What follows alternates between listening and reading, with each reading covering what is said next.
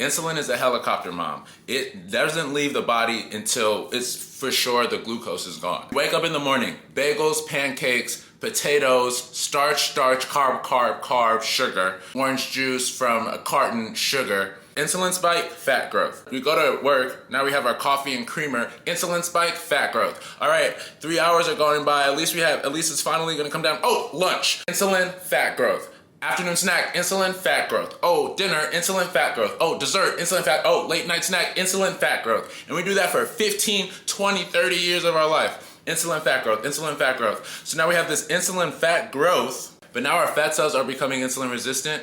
So our body's like, well, I guess we need more insulin because they can't hear the insulin. Also, when we eat these high carbohydrate diets, our brain doesn't get full. Our brain is like, I'm still hungry because none of the energy went to the body. The energy was stored. It was stored energy because it's dangerous in here. So we have all of this energy that's been stored. Our brain's like, I'm still hungry. That's why you want to eat again. That's why you want another snack. Because you haven't even used the energy. It's getting stored in these adipose fat tissues. So now you have all of this energy getting stored in these adipose fat tissues. Your tissues are growing. They're becoming more hypoxic. As they get bigger, they get less oxygen. Now they become dysfunctional. Now they become insulin resistant. This dysfunctional insulin resistant fat cell starts leaking all of the stuff that it wasn't supposed to leak. Your body has to come clean it up with all these macrophages and cytokines and inflammatory stuff. So now you have inflammation, lactic acid, mucus, fatty acids all swimming around. And now instead of being stored in your fat cells, which is healthy, all of this stored energy is leaking out into your vital organs, and now it's getting stored on top of your organs. Now it's getting stored on your pancreas and your liver. Now it's getting stored in your skeletal muscles. So now it's a dangerous cycle because your muscles, which are supposed to be taking the glucose, can't because it's filled with fat.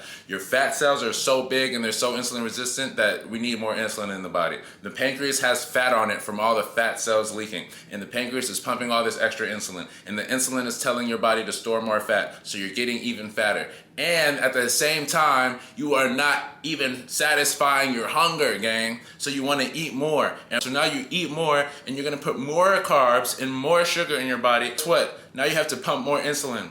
So we are never going to lose fat if we continue to have high insulin. It is impossible to lose fat if your insulin is high.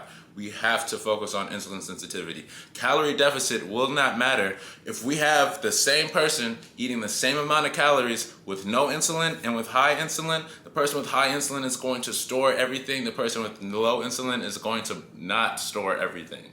So insulin sensitivity is the key when it comes to losing weight.